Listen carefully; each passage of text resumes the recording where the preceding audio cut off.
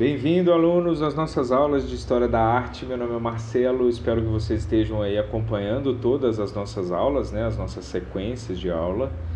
Já estudamos caverna, Egito, Pérsia, Grécia, Roma, período medieval, Renascimento e agora uma continuação do Renascimento é o Barroco. O Barroco nada mais foi do que uma continuação, né? Com mais excesso, mais informação em tudo, né? Nas pinturas, as pinturas ficaram cada vez mais realistas, né? Na arquitetura, com tudo muito cheio de informação, né? Paredes, não tem parede lisinha igual na casa da gente, tudo branquinho, né? Ou seja lá qual for a cor. Nos palácios, né, período de muitos reis, aí, gente muito rica, e igrejas, né, muito vultosas, todas as informações são colocadas em todos os lugares, assim, no teto, no chão. Na arquitetura, o barroco é assim, esse excesso de informação. Vou falar com vocês sobre o barroco no Brasil, muito importante, em breve, na próxima aula, mas por enquanto vamos continuar a falar sobre o barroco lá na Europa, né? Na aula passada falei com vocês sobre Caravaggio, a importância de Caravaggio, né? Um mestre aí que ensinou um monte de coisa para um monte de gente, para os futuros, né, pintores. Ele não foi professor não, mas ele ensinou porque a gente, né, olha e vê como que o cara conseguia fazer aquelas pinturas, né, que tinha uma característica que era aquela luz e aquela sombra, né, muito forte. E Rembrandt é um desses alunos, assim, digamos, né, de Caravaggio, que também fazia quadros com essa luz e com essa sombra. Exemplo desse autorretrato dele aí, ó, muito bonito. Rembrandt era holandês, morreu com 61 anos e fazia muito retrato, né? Autorretrato e retrato. Ele fez mais de 100 autorretratos. Esses retratos que vocês estão vendo é dele, da carinha dele, quando novo, quando mais velho. E ele tinha uma característica barroca mesmo, né? De ser mais profundo do que só retratar alguma coisa, né? Um rostinho. Ele queria captar a essência daquela pessoa que ele estava retratando, sabe? Sabe quando você olha para a pessoa às vezes tem uma cara boa, ou às vezes tem uma cara ruim, às vezes a pessoa parece malvada, às vezes a pessoa parece boazinha? Rembrandt tinha essa capacidade de captar esse tipo de informação para a pintura dele. E é por isso que ele é genial, né? Esses todos que vocês estão vendo são autorretratos de Rembrandt, muito famosos. E genial, um cara genial que tinha um dom excepcional. E tinha essa característica de Caravaggio mesmo, né? Que é essa luz, né? Sombra, essa luz e sombra, né? Sempre um ponto de luz. Na verdade, Caravaggio era um ponto de luz um pouco mais fixo, assim, a luz dos quadros de Caravaggio era mais forte, né? Rembrandt diluía um pouco mais a luz, mas a gente percebe essa influência, né? E fazia tudo com muito detalhamento, e ele captava essas cenas, né? Parece uma fotografia. Sabe quando você olha para alguém tira uma foto sua? É mais ou menos essa ideia de captar esse tipo de movimento, né? E Rembrandt conseguia fazer muito bem, né? Esse quadro se chama Dois Homens Velhos Disputando, foi feito em 1628.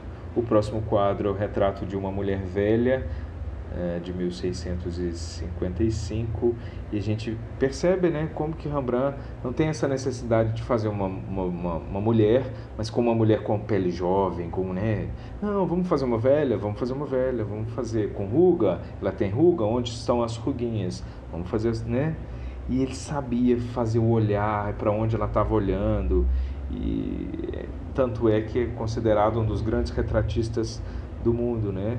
Esse outro quadro se chama O Retorno do Filho Pródigo, está no Hermitage, um museu em São Petersburgo, na Rússia. As famosas pinturas de grupo de Rembrandt, onde tem vários personagens, né? Essa é uma das grandes. Aula de anatomia do Dr. Tulp. E para quem quiser ver um pouco mais de Rembrandt, essa é a casa dele na Holanda, em Amsterdã. Indo à Europa, não deixem de conhecer a casa dele, onde ele morou e que hoje é um museu. E continuando a falar sobre grandes pintores barrocos, Diego Velázquez é um dos grandes pintores agora da Espanha, né? Morreu com 61 anos, nasceu em 1599, faleceu em 1660. Tão bom, mas tão bom que também trabalhava para a igreja, e trabalhar para a igreja era o máximo, tá, alunos? A igreja tinha grana e pagava muito bem para os grandes artistas, né? Então trabalhar para a igreja era sempre um privilégio, e Velázquez fez aí o Papa Inocêncio X, esse cetim, né? Olha o cetim da roupa dele com esse brilho, né? É inacreditável. Também tão bom quanto o Rembrandt, né? Em captar essas expressões. Tão bom que foi contratado pela corte do rei Felipe para pintar o dia a dia da princesa, da família. E esse é um dos maiores quadros da vida dele, que se chama As Meninas. Ele retrata aí essa menina de sainha rodada, aí, a principal da cena, né? Essa pequenininha loirinha, a Maria Teresa da Espanha, né? Com duas criadas e um monte de personagem. Inclusive o rei e a rainha está presente, eles estão no reflexo lá naquele espelho, lá no fundo, olha lá, tem duas pessoas, é o rei e a rainha. Tem esse cara aqui, ó, à esquerda, pintando o quadro, é o próprio Velázquez. Quando você olha para esse quadro, então, qual que é a ideia que a gente tem? É que eles estão olhando para a gente interrompeu o Velázquez de estar pintando e todos começaram a olhar para a gente, né? É incrível, o quadro é maravilhoso, está no Museu do Prado, na Espanha, ele é grandão, então é como se todo mundo tivesse parado olhando para a gente, assim, inacreditável. E é inacreditável ele ter essa ideia de se colocar lá na cena, né? Que na verdade ele é o pintor da corte e estava fazendo um exercício, alguém chegou, interrompeu, ele pensou em fazer essa cena, né? Essa visão de quem está chegando naquele lugar vendo a cena acontecer. E aí tem uma foto dele ali, ó, ele aí pintando. Ele se colocou no quadro, né? Inacreditável, olhando pra gente, né? Porque a gente está olhando pro quadro. E o quadro é maravilhoso. Então, um mestre, né? De captar, né, movimento, expressões e emoções e um monte de coisa, né, numa pintura. E tem um ponto muito importante da pintura de Velázquez, que é essa ideia da gente ver detalhe. A gente está vendo esse vestido, né, recheado de informação, mas se você se aproximar, você vai ver que as pinceladas, a tinta está um pouco mais distante, assim, não tem tanto rebuscamento, como a mãozinha, olha a mãozinha que ele fez dele aí, ó, pegando o pincel. Não tem dedinho não, olha lá. Tem dedinho, a gente está vendo. Mas a gente tem a impressão de um dedinho. Isso vai gerar um movimento lá na frente chamado impressionismo. Daqui a pouco a gente vai ver isso na arte moderna. Então se liguem que Velázquez é muito importante porque ajudou artistas no futuro aí a terem outros caminhos para a arte, né? Esse é o próprio rei Felipe, chefe aí de Velázquez, né?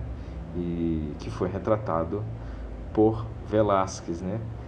Então na próxima aula a gente vai continuar falando sobre o barroco. Vou falar desse moço aí, ó, Bernini. Ele era escultor e fez essa escultura aí super famosa, se chama Davi. É o mesmo Davi de Michelangelo lá, só que ele fez de outra forma, né? Então a gente tem escultura também no barroco. Eu vou falar um pouquinho mais disso na próxima aula. Não percam Bernini, Pietro Cortona, e acho que eu já começo a falar sobre Versalhes também. Não percam. Tchau, tchau.